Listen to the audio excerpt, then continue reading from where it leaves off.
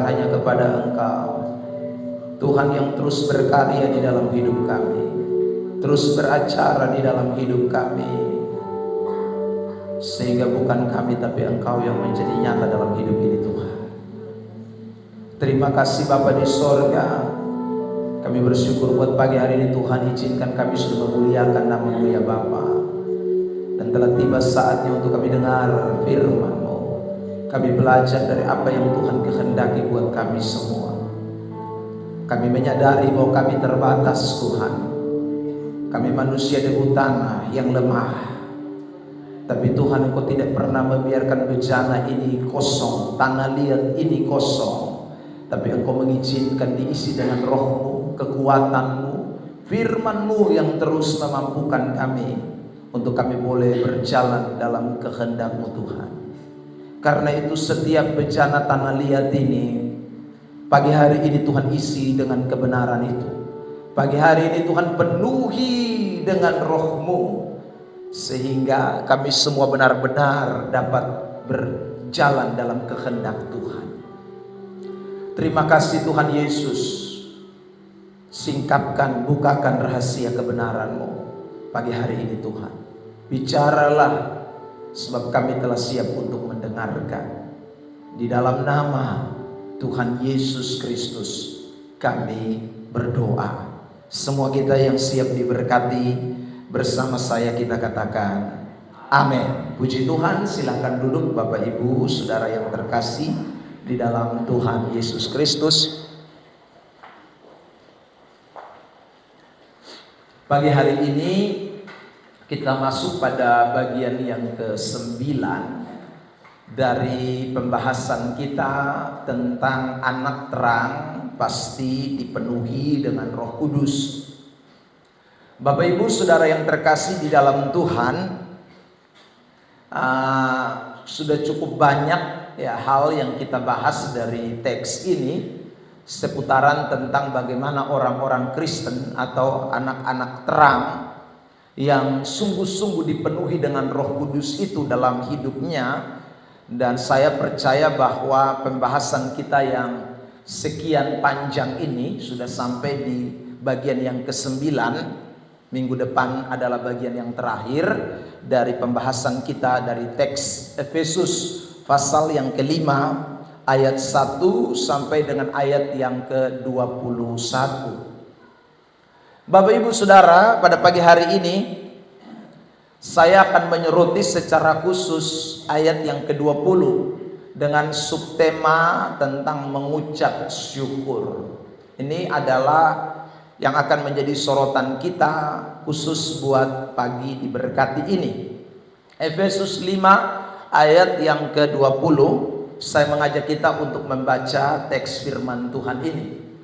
Efesus 5 ayat 20. Oke, 1, 2, 3. Ucaplah syukur senantiasa atas segala sesuatu dalam nama Tuhan kita Yesus Kristus kepada Allah dan Bapa kita.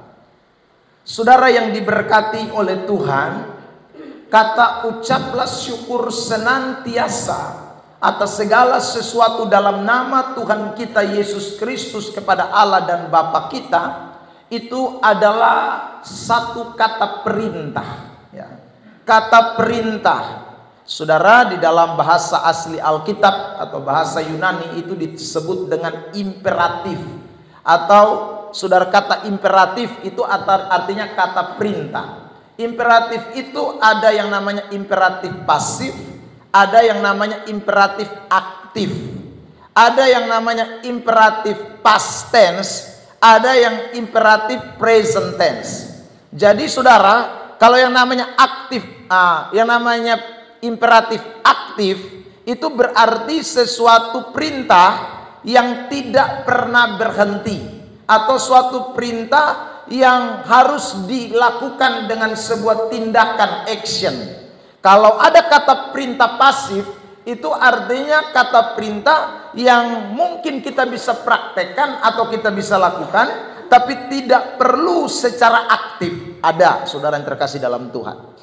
Nah, khusus untuk kata mengucap syukur di dalam teks ini, itu dipakai kata perintah aktif, present aktif, bukan past tapi present. Artinya suatu kata perintah yang harus diteruskan, dikerjakan dengan terus aktif dan tidak boleh berhenti. Itu kata mengucap syukur. Nah saudara, kata perintah ini bukan baru muncul di dalam perjanjian baru, tetapi kita bisa melihat bahwa di dalam teks perjanjian lama, kata perintah ini sudah sering kali disampaikan. Misalnya dalam kitab Mazmur 106 ayat 1. Haleluya, bersyukurlah kepada Tuhan, sebab Ia baik, bahwasanya untuk selama-lamanya kasih setianya.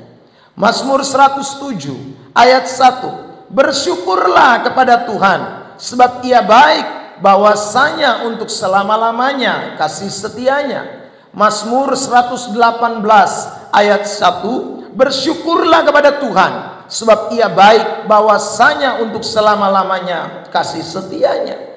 1 Tawarik pasal 16 ayat 34. Bersyukurlah kepada Tuhan, sebab Ia baik, bahwasanya untuk selama-lamanya kasih setianya. Dan satu lagi dalam kitab 1 Tesalonika pasal 5 ayat 18. Mengucap syukurlah dalam segala hal, sebab itulah yang dikehendaki Allah di dalam Kristus Yesus bagi kamu.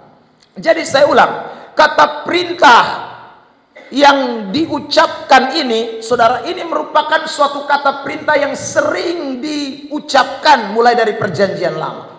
Ini suatu kata perintah yang memang sangat penting bagi hidup kekristenan, yaitu mengucap syukurlah. Saudara yang terkasih di dalam Tuhan. Nah, kata mengucap syukur yang tadi kita sudah perhatikan merupakan kata perintah. Itu ditulis dengan kata eukaristeo. Muncul di dalam perjanjian baru 73 kali. Ya, kata eukaristeo itu muncul 73 kali yang memberikan dua makna. Makna yang pertama artinya kesadaran akan kebaikan yang Tuhan anugerahkan.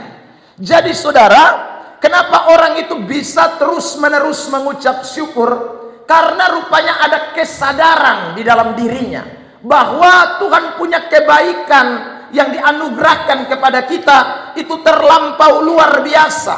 Orang itu menyadari benar bahwa semua yang dialami dalam hidupnya itu merupakan kebaikan-kebaikan Tuhan, anugerah Tuhan. Karena itu orang itu kemudian menyatakan ucapan syukurnya. Coba kita memperhatikan teks dalam kitab Yakobus pasal yang pertama ayat yang ke-17. Yakobus pasal yang pertama ayat yang ke-17, di sana dikatakan bahwa semua yang baik, semua yang sempurna, semua yang tidak pernah berubah itu datangnya dari atas. Setiap pemberian yang baik dan setiap anugerah yang sempurna datangnya dari atas, diturunkan dari Bapa segala terang. Padanya tidak ada perubahan atau bayangan karena pertukaran. Jadi saudara, lihat jelas bahwa kita mesti menyadari semua yang kita terima dari Tuhan itu sesuatu yang baik. Pemberian yang baik itu suatu anugerah yang sempurna. Itulah eukaristeo. Jadi orang kalau sadar akan semuanya itu, baru dia bisa mengucap syukur. Kalau dia belum sadar bahwa semua yang dialami itu pemberian dari atas, ya, dia tidak mungkin bisa mengucap syukur. Kalau orang itu belum menyadari bahwa semua yang dialami adalah semua anugerah Tuhan yang sempurna, yang tidak pernah berubah, maka itu orang tidak bisa mengucap syukur. Mengucap syukur senantiasa itu hanya bisa terjadi kalau setiap manusia, setiap orang Kristen, setiap anak Tuhan menyadari bahwa semua yang kita peroleh itu hanya karena anugerah Tuhan. Kalau itu belum kita sadari, maka tidak mungkin kita bisa menyadari atau bisa mengucap syukur kepada Tuhan. Saudara yang terkasih di dalam Tuhan, beda dengan orang-orang yang di luar Tuhan.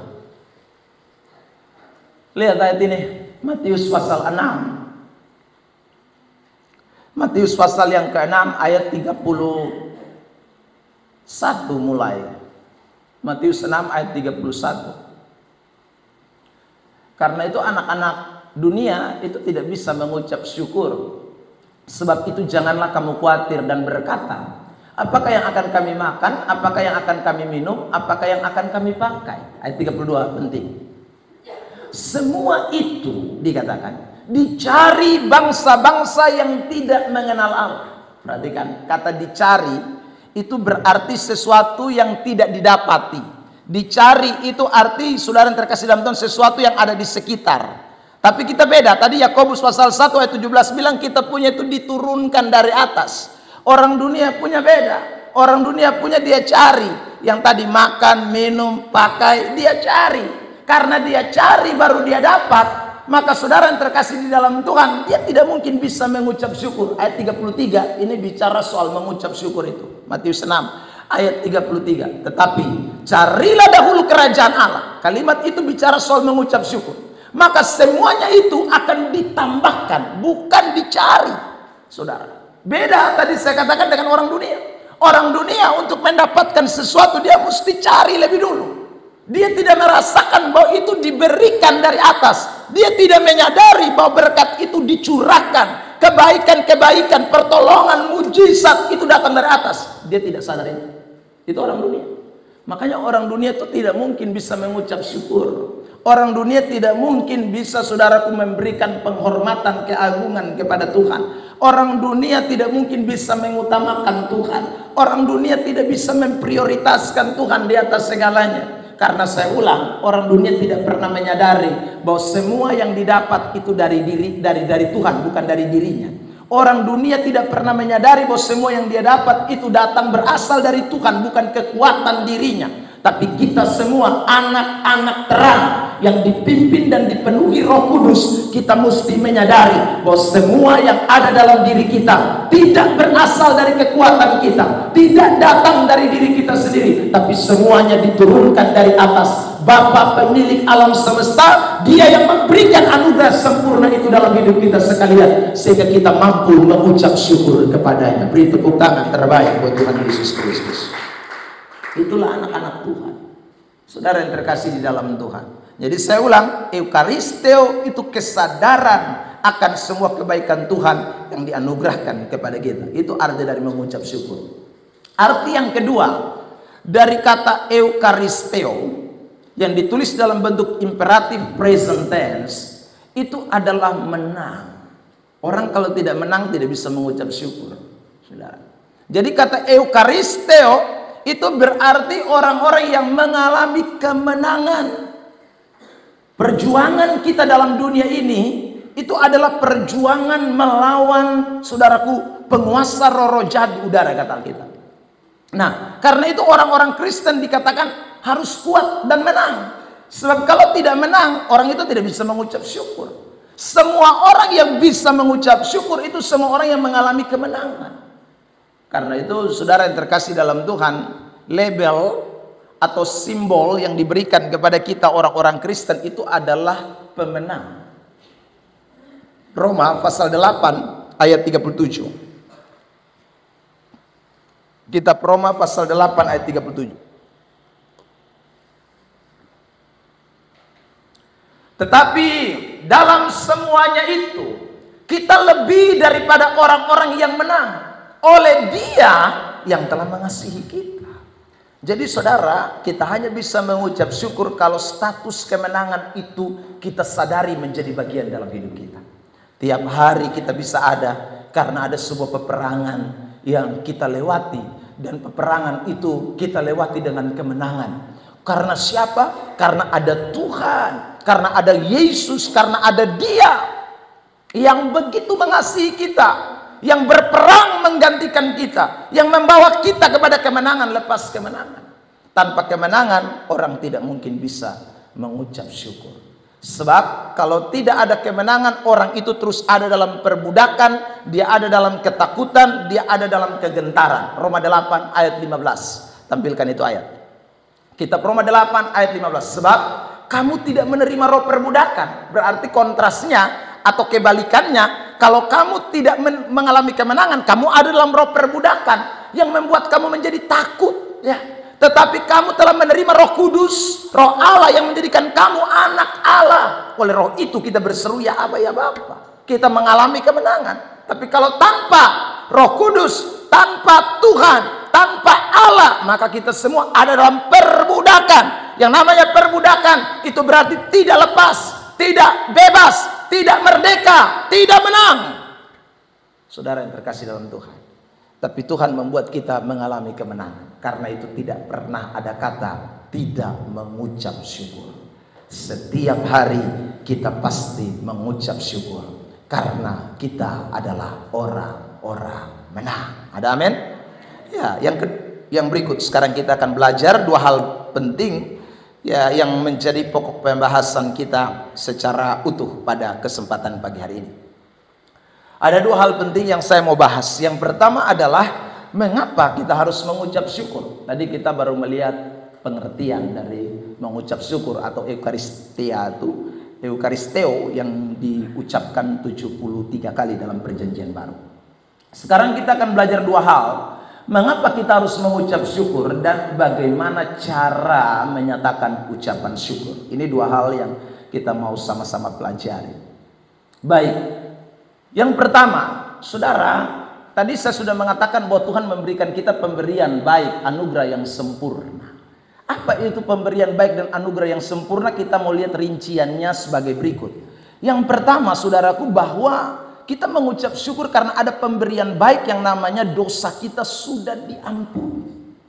Karena pemberian baik dosa kita sudah diampuni, akhirnya kita kemudian mengalami anugerah yang sempurna, yaitu keselamatan di dalam Tuhan Yesus Kristus. Itu dasar orang mengucap syukur.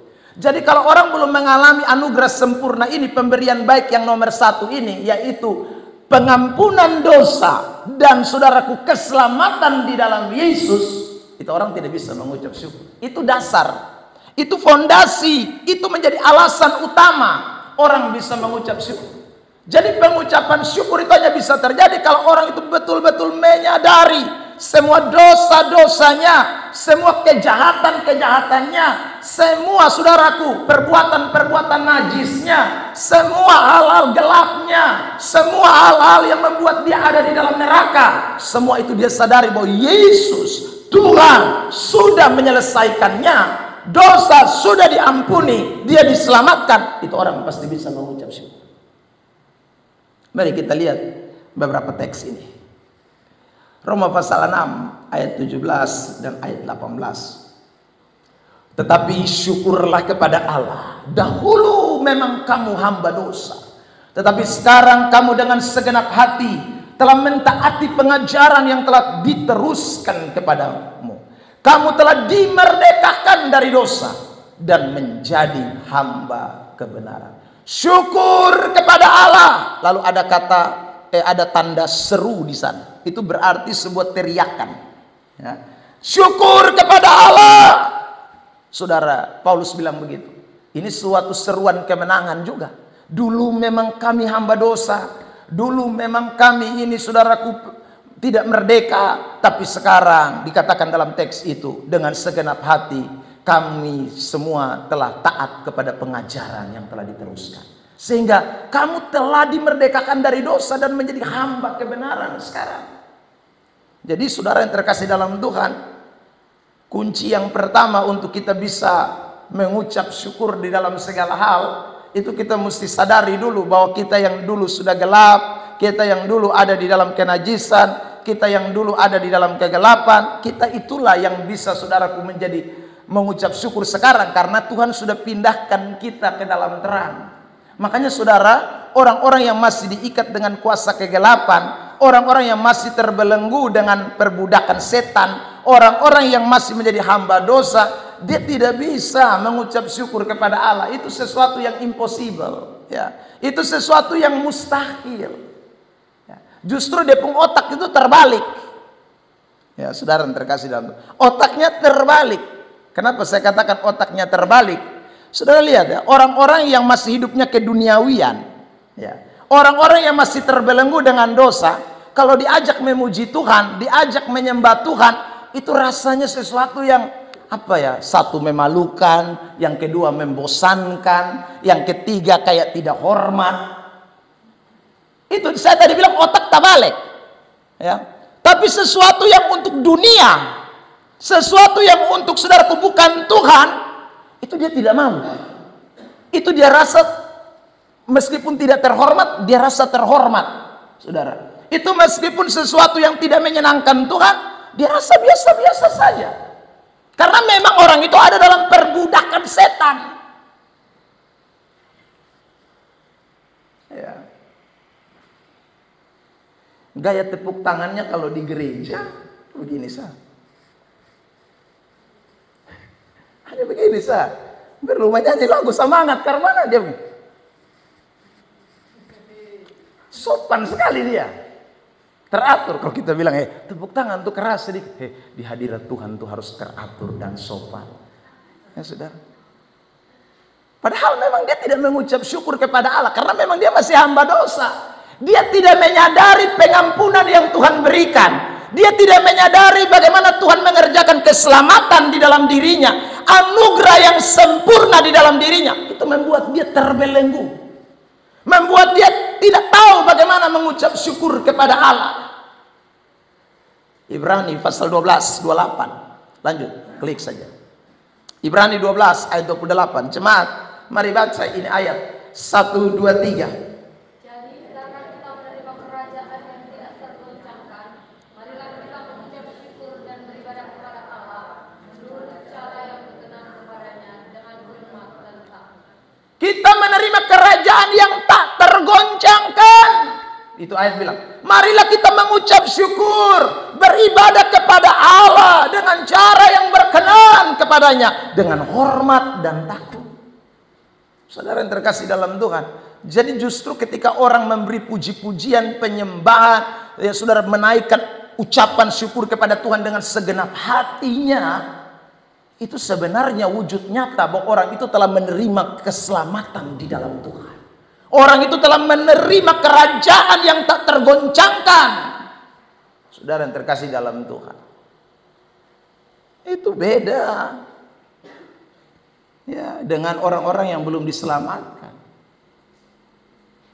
Tidak ada orang pulang dari peperangan, saudara, ya dia alami kemenangan. Kalau saudara belajar perjanjian lama, kan bangsa Israel itu suka mengalami peperangan demi peperangan dan mereka menang. Tidak ada bilang pulang itu lalu kemudian saudara diam-diam. Tidak ada.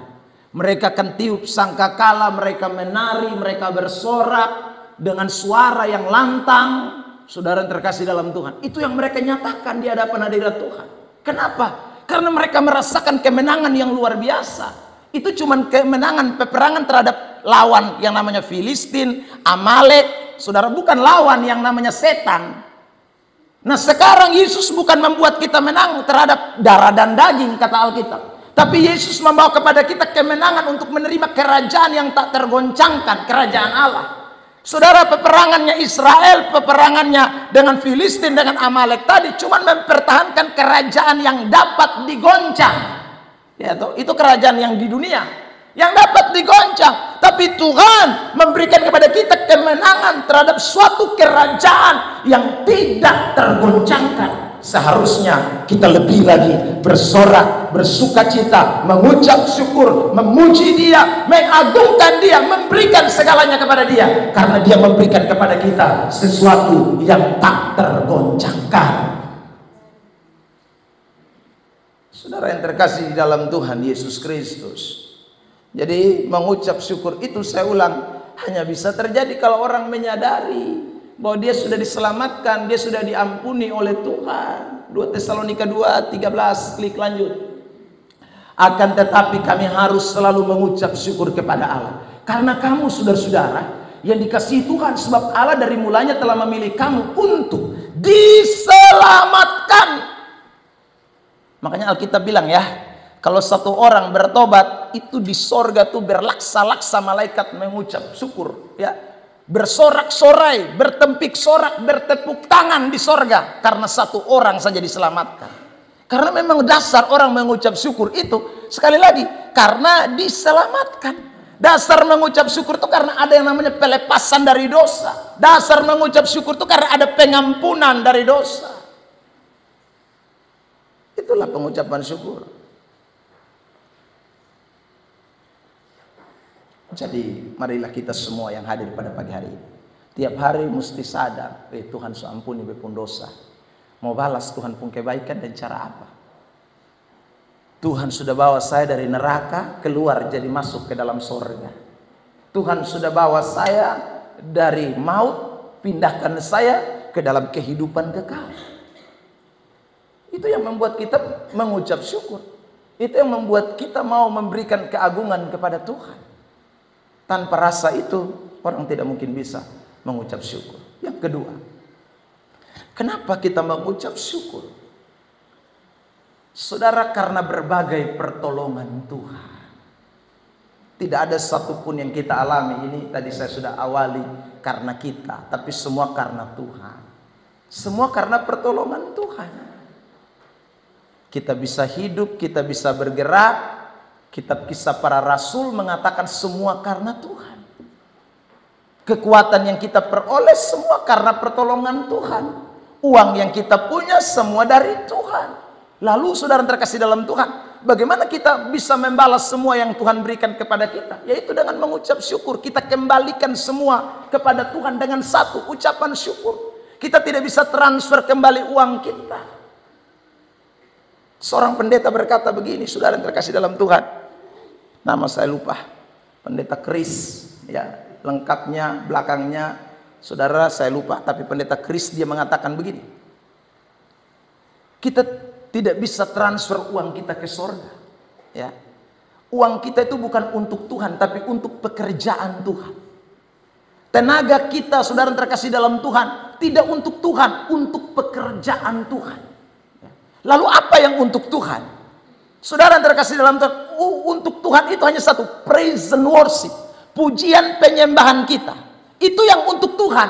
Segala-galanya, saudara, kita lakukan untuk pekerjaannya. Kita sumbang apa saja itu untuk pekerjaannya. Supaya lewat pekerjaannya itu ada kemuliaan bagi Allah. Supaya lewat semuanya itu kemuliaan bagi Tuhan. Saudara yang terkasih dalam Tuhan. Jadi ingatlah baik-baik. Seharusnya semakin kita menyadari pertolongan Tuhan, semakin kita menyadari berkat Tuhan, semakin kita memberikan praise, penyembahan kita, pujian kita kepada Allah.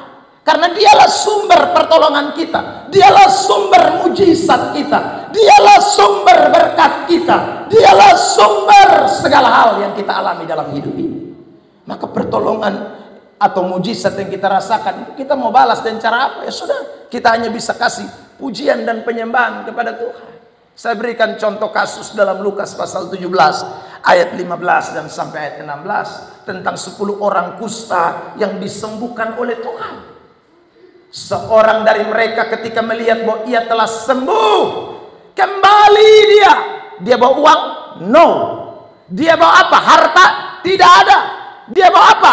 Hanya memuliakan Allah dengan suara nyaring, lalu tersungkur di depan kaki Yesus dan mengucap syukur kepadanya. Orang itu adalah seorang Samaria.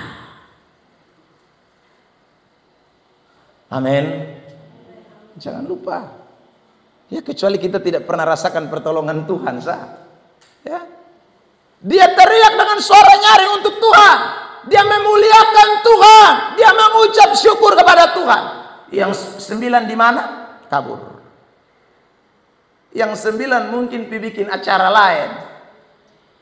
Saudara yang terkasih dalam Tuhan, yang sembuhkan dia Yesus, tapi dia pergi ucapan syukur di tempat lain. Dia bikin acara berbeda. Dia tidak lagi mendatang kepada Yesus, tapi beda dengan yang satu orang Samaria ini.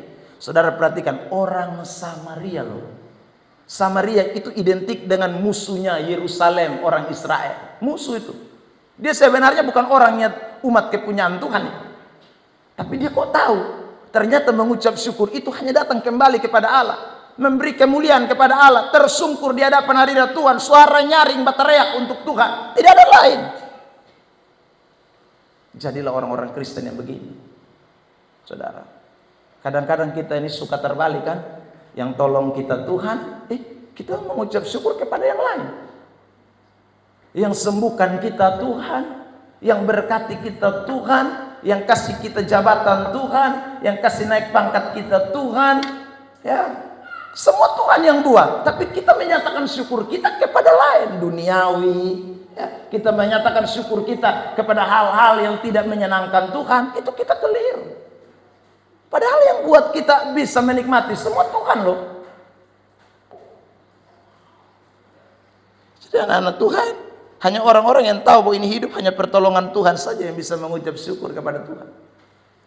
Kalau tidak, tidak akan. Makanya jadi orang Kristen yang sungguh-sungguh melakukan kebenaran, itu memang tidak mudah. Ya. Kalau setengah dunia, setengah kebenaran, itu banyak. Dan kita semua mesti belajar dari firman. Firman itu kan yang menjadi standar. Firman itu menjadi patokan. Saya selalu bilang kita ini tidak ada orang sempurna, tapi kita selalu belajar. Apa arti kita belajar? Arti kita belajar adalah ketika kita mendengar, kita tahu, dan kemudian kita mau belajar untuk melakukan. Saudara yang terkasih dalam Tuhan, semua orang yang sekali lagi mengalami pertolongan Tuhan tidak akan pernah lupa. Dia pasti mengucap syukur kepada Allah. Itu firman Allah. Ketiga, kenapa kita mengucap syukur?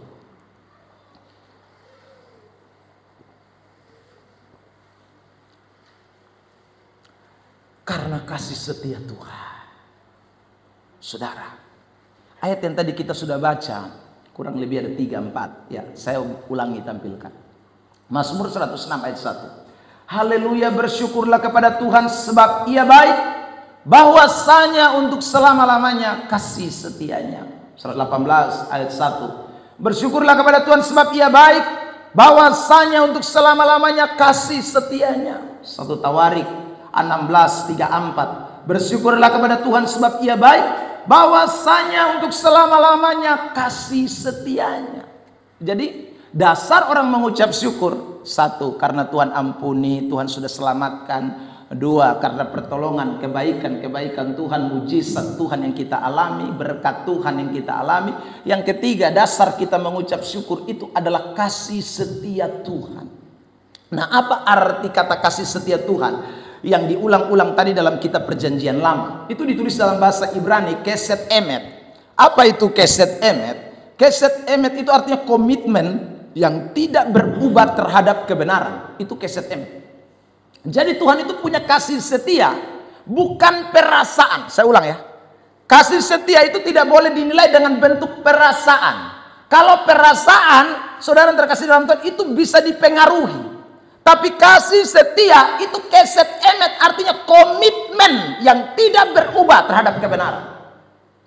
Kalau kasih setia itu, saudara yang terkasih dalam Tuhan, diartikan sebagai perasaan, maka tidak ada manusia ini masuk neraka, semua masuk surga. Ya. Kenapa saya bilang kalau perasaan semua masuk surga? Ya saudara, kan Tuhan bilang Tuhan kasih setianya besar. Kalau begitu ya semua yang tidak buat kebenaran pun selamatkanlah, kan punya kasih. Kenapa mesti kasih masuk mereka di neraka? Berarti kasih itu tidak ada.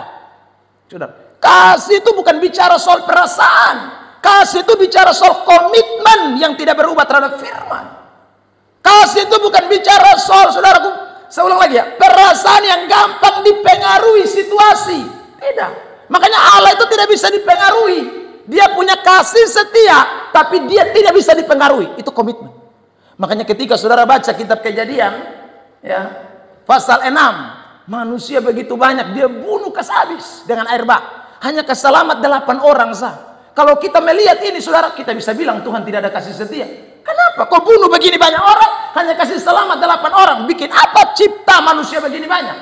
Tapi saya ulang, Tuhan itu bukan gampang dipengaruhi oleh perasaan. Tuhan itu dia keset emet, kasih setia, komitmennya tidak berubah terhadap kebenaran. Amin.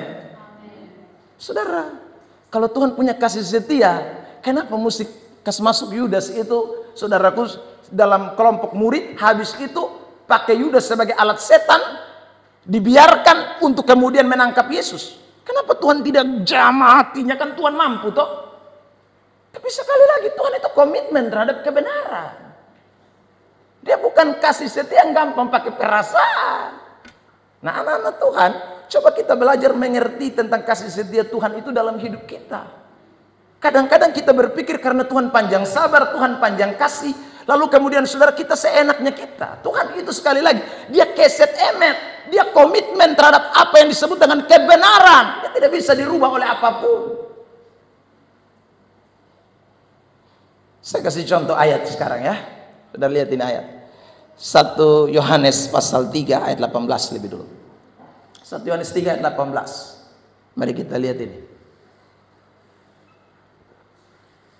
1 Yohanes 3 ayat 18.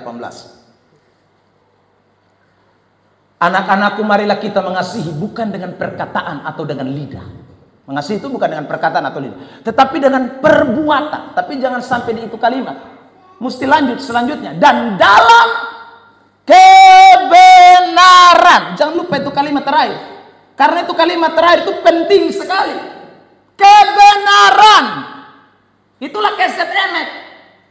Allah itu tidak mengasihi dengan perkataan. Allah tidak mengasihi dengan lidah. Dia mengasihi dengan perbuatan.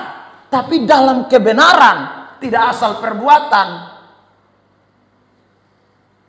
Itu kasih setia Allah. Nah, Tuhan juga mau kita pakai itu kasih setia dalam ketumpung hidup. Sebab kalau kita tidak pakai ini kasih setia, kita juga tidak mungkin bisa mengucap syukur kepada Allah. Mengucap syukur itu bukan hanya dengan kata-kata kita.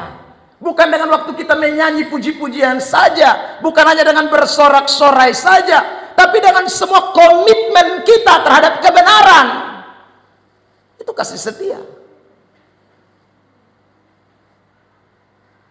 Saya tunjukkan lagi ayat ini. Saudara yang terkasih dalam Tuhan Yesus Kristus. Amsal 27 ayat 6. Tampilkan itu ayat. Seorang kawan memukul dengan maksud baik. Tetapi seorang lawan mencium secara berlimpah-limpah. Saudara garis bawah kata memukul dengan mencium. Kalau kita menafsirkan kata memukul, itu berarti tidak kasih. Cium itu yang kasih. Tapi coba saudara perhatikan kalimat sebelumnya. Ternyata yang pukul itu kawan. Lalu yang cium itu lawan. Nah, kalau lawan, saya mau tanya, ada lawan tidak yang punya kasih? Tidak ada lawan punya kasih. Lawan itu dia tidak akan mengasihi lawannya. Saudara, musuhnya dia tidak mungkin kasih. Jadi saudara terkasih dalam Tuhan, lawan yang mencium itu sebenarnya dia bukan mengasihi. Tapi kawan yang memukul, saudaraku, itu pasti dia mengasihi. Makanya Tuhan itu seperti itu. Tuhan itu sahabat kawan yang bukan mencium kita. Tuhan itu sahabat kawan yang bukan hanya memeluk kita. Tuhan itu sahabat kawan yang kadang memukul kita, bahkan menghajar kita. Wahyu pasal 3 ayat 19. Tampilkan 20. 19. Oke. Ayat 19 dulu. Mari baca ini ayat ya, jemaat Tuhan. 1, 2, 3. Barang siapa ku kasihi,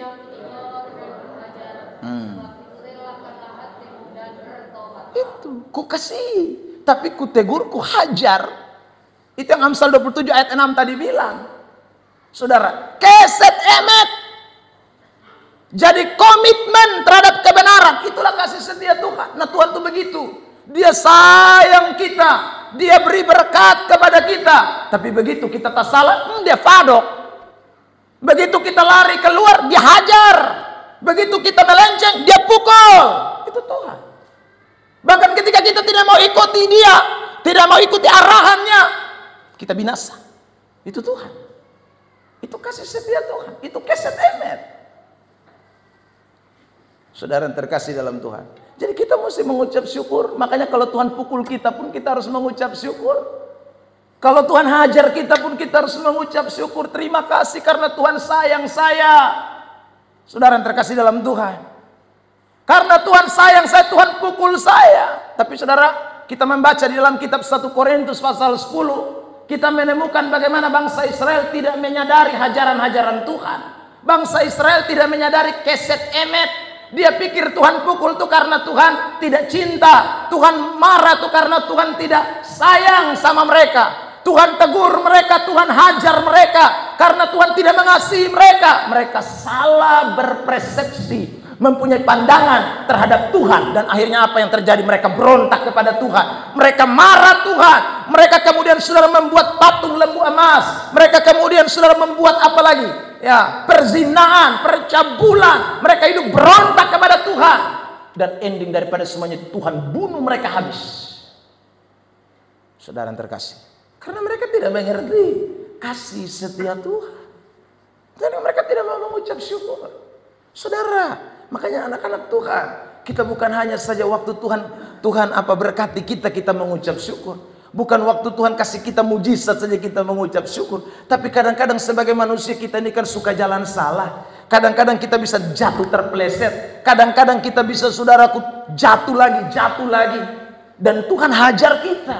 Tapi waktu kita jatuh, kita mesti sadar, Tuhan, saya tahu bahwa ini kemurahan Tuhan, saya tahu ini kebaikan Tuhan, saya tahu ini hajaran Tuhan, saya tahu ini Tuhan sayang sama saya. Kita mesti mengucap syukur, terima kasih, karena Tuhan kasih saya satu kesempatan. Tuhan tidak buang saya, Tuhan tidak langsung lempar saya ke dalam api neraka, tapi Tuhan pakai semuanya itu untuk membuat saya menyadari betapa Tuhan mengasihi saya di atas segala-galanya.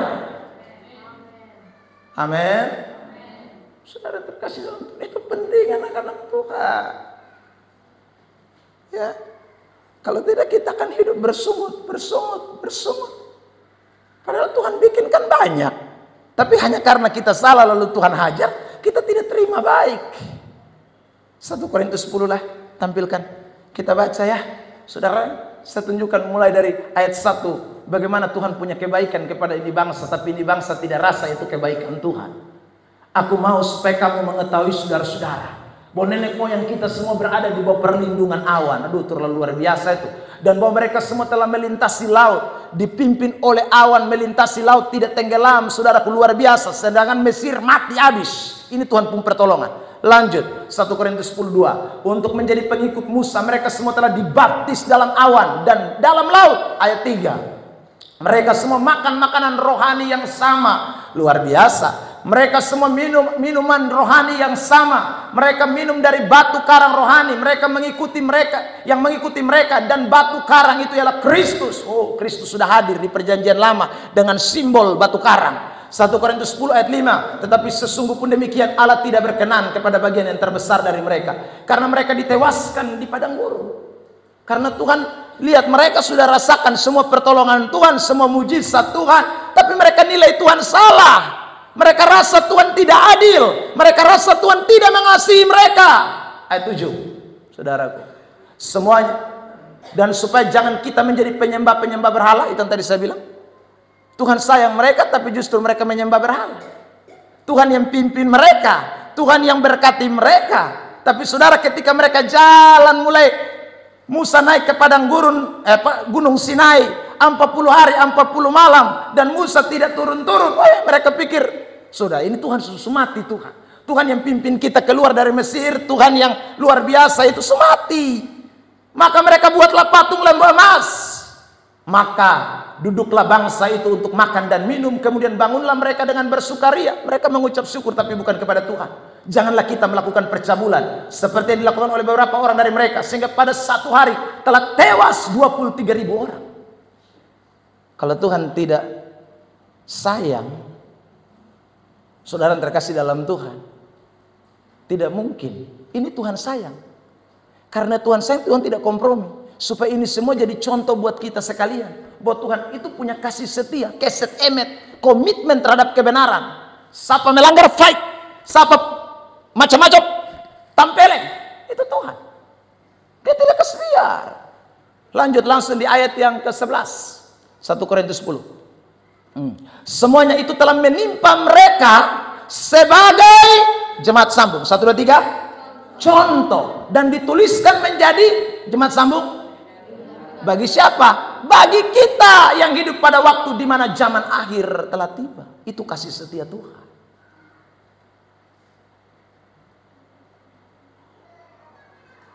Kalau Tuhan pakai prinsip kasih perasaan, maka yang cabul tak usah. Selamatkan mereka Tuhan. yang menyembah berhala. Jangan, Tuhan selamatkan mereka. Tapi prinsip kasih setia Tuhan bukan kasih setia perasaan. Tapi kasih setia Tuhan itu kasih keset emet. Komitmen yang tidak bisa berubah oleh apapun. Itu Tuhan. Terhadap kebenaran. Kembali kepada PowerPoint kita. Makanya Tuhan itu dikatakan tidak berubah. Maliaki 3 ayat 6. Maliaki pasal 3 ayat 6. Bahwasanya aku Tuhan tidak berubah. Apa yang tidak berubah? Keset emetnya. Kasih setianya itu tidak berubah. Komitmennya terhadap kebenaran tidak berubah. Kamu Bani Yakub tidak akan lenyap. Dia punya komitmen itu. Saudara yang terkasih dalam Tuhan. Lihat Ibrani 13 ayat 8. Yesus Kristus tetap sama baik kemarin maupun hari ini dan sampai selama-lamanya. Tetap sama apanya? Kasih setianya, keset emetnya. Saudaraku, komitmennya terhadap kebenaran tidak berubah. Dari dulu, sekarang, kemarin, hari ini, sampai selama-lamanya. Firman-Nya itu tetap sama. Ada amin? Ya, jadi hari ini sekali lagi, orang bisa mengucap syukur kalau tiap hari dia menyadari ada kasih setia Tuhan di dalam hidupnya. Dan saya ulang, kasih setia Tuhan itu tidak bisa dinilai dengan perasaan. Kasih setia Tuhan itu harus dinilai dengan komitmen terhadap kebenaran. Kalau saudara dikasih oleh Tuhan, kita melihat komitmen terhadap kebenaran, kita akan tahu bahwa memang Tuhan itu maha kasih, maha penyayang, maha adil, maha segala-galanya. Karena sekali lagi kita lihat dari sisi kebenaran, bukan perasaan. Karena perasaan manusia itu bisa berubah-berubah. Perasaan itu bisa berubah-berubah, tapi keset emet tidak bisa berubah. Itu komitmen. Saudara yang terkasih,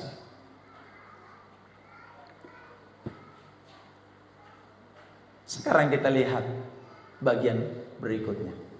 Bagaimana cara kita menyatakan ucapan syukur?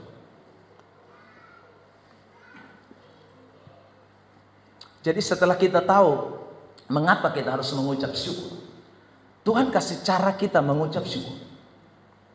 Saya ulang lagi ya. Mengapa kita mengucap syukur? Karena satu, Dia mengampuni dan menyelamatkan kita. Kenapa kita mengucap syukur? Karena semua yang ada dalam hidup kita ini pertolongan Tuhan, mujizat Tuhan, anugerah Tuhan. Lalu yang ketiga, kenapa kita harus mengucap syukur? Karena sekali lagi kasih setia Tuhan tidak pernah berubah. Komitmen Tuhan tidak pernah berubah. Makanya Alkitab mengatakan mengucap syukur senantiasa. Senantiasa itu artinya susah ucap syukur, senang ucap syukur, dihajar ucap syukur. Pokoknya semua ucap syukur sah. Terima kasih sah. Ya, itulah ucapan syukur. Yang kedua, bagaimana kita mengucap syukur? Ya, jangan dulu. Kembali. Melalui doa.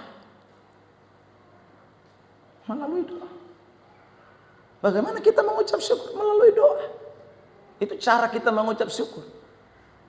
Jadi di dalam doa itu bukan hanya sekedar berisi permohonan. Di dalam doa itu bukan hanya ada permintaan. Tapi di dalam doa itu ada yang namanya ucapan syukur. Tidak ada kita berdoa kita langsung mulai, Bapa di sorga, hari ini saya perlu makan minum. Bapa di sorga, hari ini saya mau Tuhan jaga saya. Hari ini Bapa di sorga, saya punya rumah tangga diberkati. Hari ini saya mau usaha saya diberkati. Hari ini saya mau maut dihalaukan, malapetaka dijauhkan. Kalau cuma doanya begitu, itu berarti doa permohonan. Tapi Tuhan tidak pernah mengajarkan orang berdoa hanya minta-minta, hanya mohon-mohon. Tapi di dalam doa itu selalu ada yang namanya ucapan syukur. Makanya kita kalau berdoa, Bapa terima kasih buat hari ini. Ucapan syukur. Bapa terima kasih buat kesempatan yang kau berikan. Terima kasih buat semua yang saya bisa nikmati hari ini. Terima kasih karena semua itu bukan dari saya Tuhan, tapi itu dari Engkau ya Aba ya Bapa. Itu ucapan syukur. Segala kemuliaan hanya bagi Engkau Tuhan. Biarlah semua yang Engkau berikan kepadaku, aku kembalikan kepadamu. Itu berarti orang itu sedang mengucap syukur. Jadi saudara, ada banyak orang bisa berdoa, tapi saya ulang, apakah dia sudah berdoa seperti apa yang Tuhan kehendaki? Karena berdoa bukan hanya berisi permintaan dan permohonan, tapi di dalam doa selalu ada ucapan syukur di dalamnya. Mari kita lihat itu teks Filipi 4 ayat 6. Ya, Filipi 4 ayat 6, jemaat perhatikan, saya dan saudara kita mau baca ayat ini bersama-sama. 1, 2, 3. 1, 2, 3. Silakan. Janganlah hendaknya kamu khawatir tentang apapun juga, tetapi nyatakanlah dalam segala hal keinginanmu kepada Allah dalam doa dan permohonan dengan ucapan syukur. Dalam doa dan permohonan dan ucapan syukur. Jadi bukan hanya permohonan. Memang kita ada khawatir parah, tapi jangan lupa mengucap syukur harus. Kita ada khawatir tentang keuangan kita. Kita ada khawatir tentang masa depan kita. Kita ada khawatir tentang mungkin apa yang kita perlukan. Tapi tidak boleh lupa, harus mengucap syukur. Saudara yang terkasih, jangan hanya karena khawatir, lalu kemudian kitanya minta-minta. Tuhan, hidup saya sudah sebatang kara. Tinggal sedikit lagi saya mampus, Tuhan. Ya sudah, itu kita hanya omong permohonan. Apakah Engkau tidak lihat aku, Tuhan? Semua orang di sekitaranku semua sudah tutup mata. Ya, Tuhan, apakah Engkau juga mau tutup mata? Itu kita berarti tidak mengucap syukur. Meskipun mungkin kita sudah sebatang kara, mungkin semua orang tutup mata, tapi kita mesti berkata, Tuhan, meskipun semua orang meninggalkan aku, tapi Engkau tidak meninggalkan aku. Ya, kita mesti mengucap syukur. Meskipun semua orang tutup mata, tapi aku yakin Tuhan Engkau tidak tutup mata. Aku bersyukur kepadamu Tuhan, Sang Pencipta langit dan bumi, pemilik alam semesta. Itu mengucap syukur. Jadi sebenarnya setiap hari kalau kita berdoa, setiap hari kita mengucap syukur. Kalau kita tahu bahwa saudaraku, Tuhan memberikan semuanya kepada kita, semua keadaan ini karena Tuhan, semua orang akan mengucap syukur. Keadaan apapun. Kan waktu Paulus omong ini dia di penjara nih, Filipi pasal 4 ini. Tapi toh dia mengucap syukur dia di penjara. Di bagian lain dia mengatakan dalam Filipi pasal 1, aku bersuka cita karena pemenjaraanku. Karena justru pemenjaraanku itu mengakibatkan Injil dapat diberitakan dengan lebih leluasa. Injil tidak terbelenggu. Dia bersuka cita loh, karena dia di penjara. Kalau dia pakai perasaan, pasti dia bilang, Tuhan Engkau tidak adil. Bukankah saya penginjilan? Bukankah saya melayani Tuhan? Kenapa saya di penjara? Tapi dia tahu bahwa pemenjaraannya pun adalah kehendak Allah, kasih setia Allah, keset emet. Karena keset emet, dia mengucap syukur buat pemenjaraannya. Saudara yang terkasih dalam Tuhan. Ayat berikut lagi, 1 Tesalonika 3 ayat 9. Lihat, ucapan syukur itu dinyatakan di dalam doa. Sebab ucapan syukur apakah yang dapat kami persembahkan kepada Allah atas segala sukacita yang kami peroleh karena kamu di hadapan Allah kita? Paulus tanya kepada jemaat. Cara mau ucap syukur karena mana nih? Dengan Allah sudah memberikan sesuatu yang luar biasa kepada jemaat, mempersembahkan kepada Allah apa? Saudara, lalu ayat 10 menjawab. Ayat 10. 1, 2, 3, jemaat kencang. Sampai di situ saja. Siang malam berdoa sungguh-sungguh. Mau bikin apa leh? Maksudnya siang malam dia menyatakan ucapan syukur kepada Allah. Karena luar biasa Tuhan. Memang kami belum bisa bertemu muka dengan muka, menambahkan apa yang masih kurang pada imanmu. Tapi kalau kamu hari ini boleh menjadi umat kepunyaan Allah, kamu boleh menjadi orang Kristen, kamu boleh diberkati Tuhan. Paulus bilang kami mengucap syukur tidak henti-hentinya. Siang malam kami terus berdoa. Saudara yang terkasih dalam Tuhan. Jadi kalau kita terus berdoa, jangan lupa, dalam doa itu bukan hanya isi permintaan, tapi di dalam doa ada ucapan syukur. Setiap kali doa mesti ingat, aduh Tuhan terima kasih dosa sudah diampuni. Setiap kali doa mesti ingat, terima kasih saya sudah diselamatkan. Setiap kali doa mesti ingat, semua mujizat pertolongan Tuhan hari ini luar biasa. Setiap kali berdoa mesti ingat, waduh Tuhan terima kasih karena Engkau keset emet buat saya. Meskipun ada tantangan, ada masalah, ada hajaran, ada teguran, tapi terima kasih Tuhan karena Tuhan mengasihi saya. Kedua, cara kita mengucap syukur melalui kemuliaan Allah, memuliakan Allah dengan ucapan bibir. Ya, itu cara kita mengucap syukur. Dan minggu lalu saya sudah bahas panjang lebar soal itu kan, saudaraku, pujian, penyembahan. Saya tidak usah ulang lagi itu, saudara yang terkasih. Makanya kita tiap hari mesti menyanyi lagu rohani, tiap hari kita mesti memuji Tuhan, tiap hari kita mesti menyatakan tentang kemuliaan Allah. Ya karena memang Tuhan sudah bikin kita baik semua dalam hidup ini. Mau balas Tuhan pun kebaikan dan cara apalah. Ya selain itu kita memuliakan Tuhan sebagai korban syukur kita kepada Allah. Ibrani 13 ayat 15 ya. 1, 2, 3 jemaat.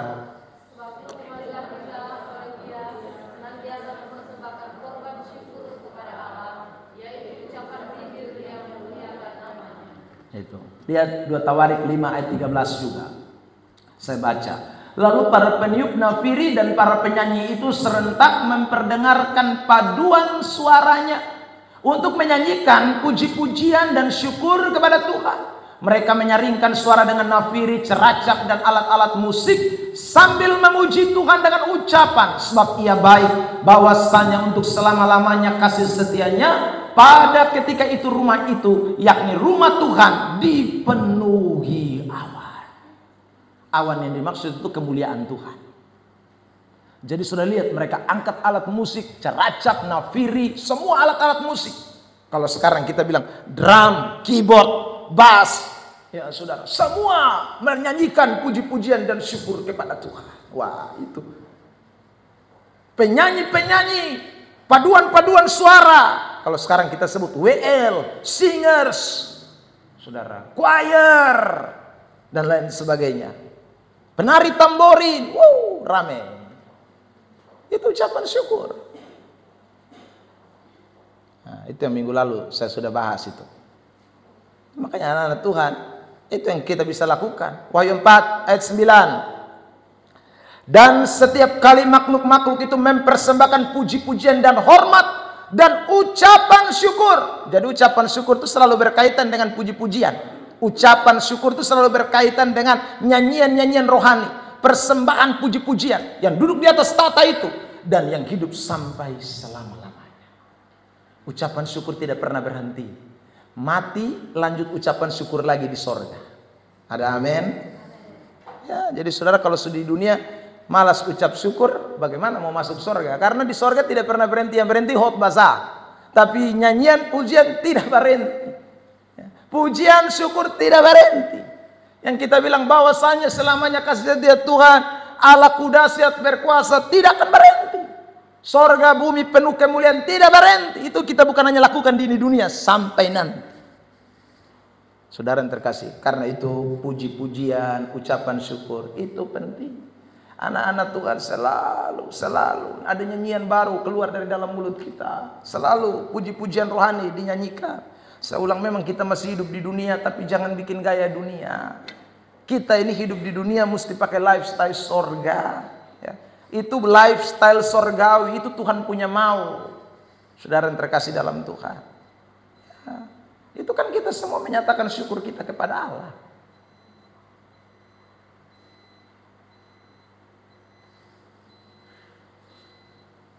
Terakhir, ketiga, bagaimana cara kita menyatakan ucapan syukur?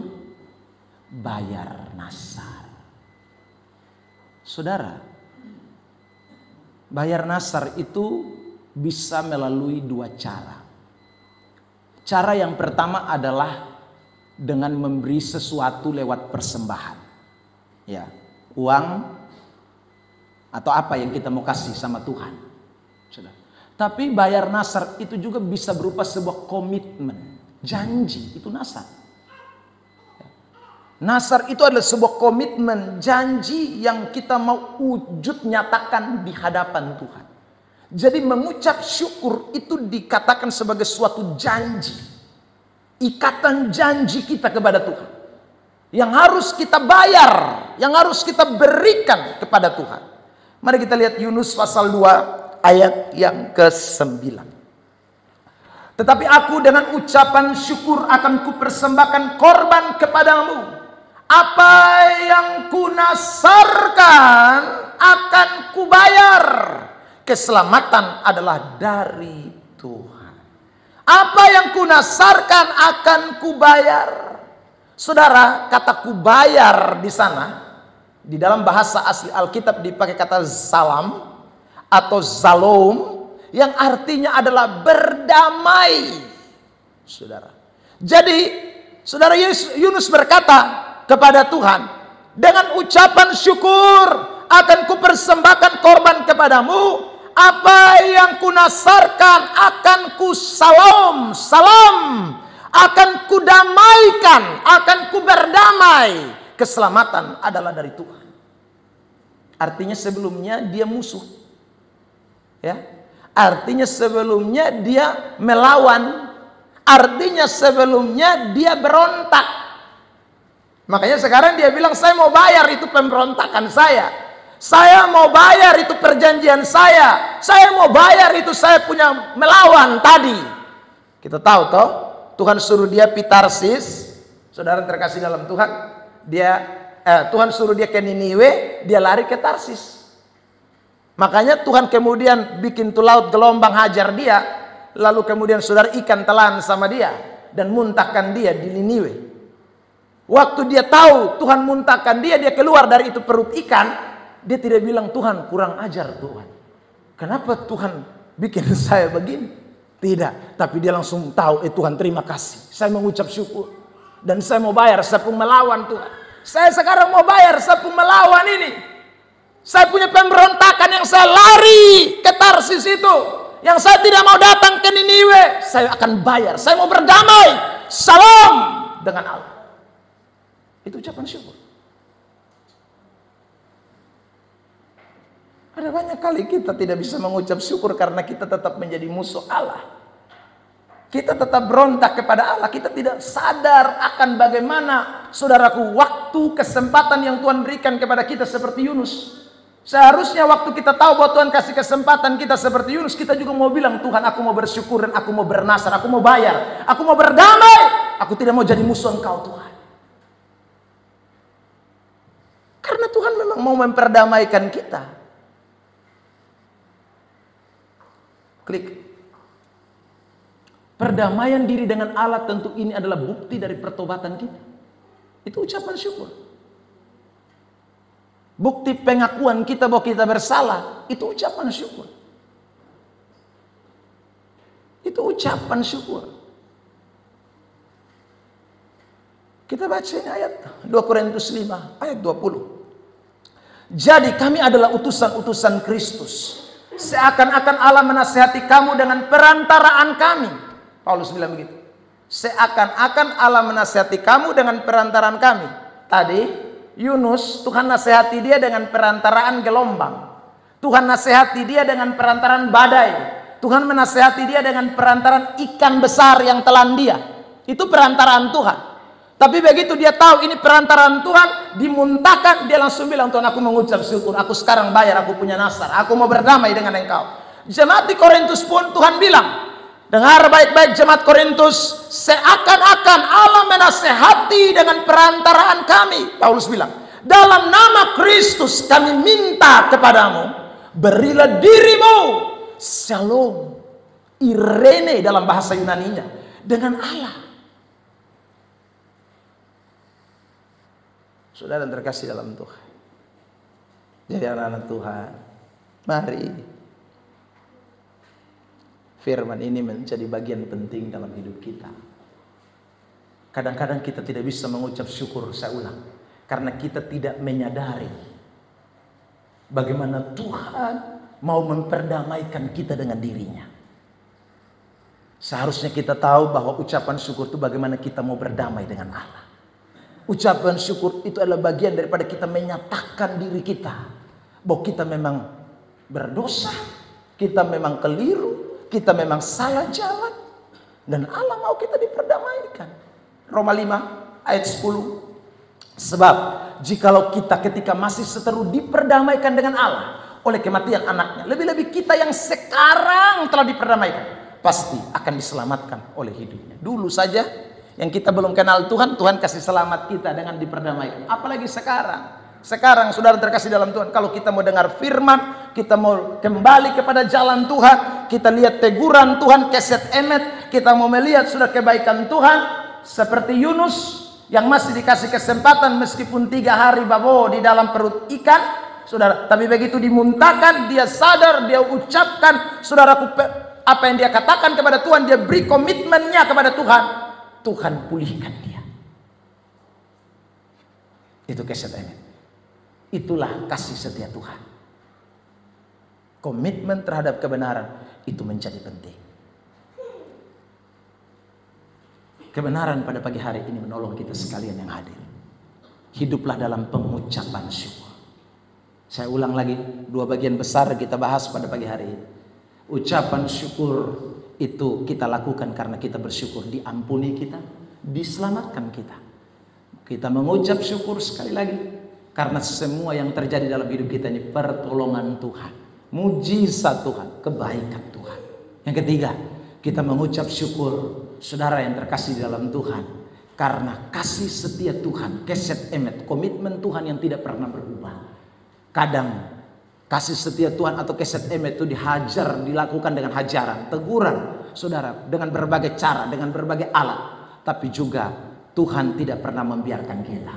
Ketika orang mau meresponi, Tuhan pasti akan memulihkan. Caranya sekali lagi, berdoa itu bukan hanya sekedar permohonan, tapi berdoa itu ada ucapan syukur di dalamnya. Yang kedua tadi saudara kita sudah belajar dari firman Tuhan bahwa kita hanya bisa mengucap syukur kepada Allah kalau kita tiap hari memuliakan Tuhan dengan bibir mulut kita. Ucapan bibir kita yang memuliakan Allah, jangan memuliakan yang lain. Dan yang ketiga, saudara, bayar nasar, damailah dengan Tuhan. Kalau itu kita lakukan, maka segala hormat, kemuliaan, sanjungan hanya bagi Kristus Tuhan. Tuhan berkati kita dengan firman-Nya. Tepuk tangan yang terbaik buat Tuhan Yesus Kristus. Mari pemain musik semua maju ke depan, kita mau syukuri firman Allah.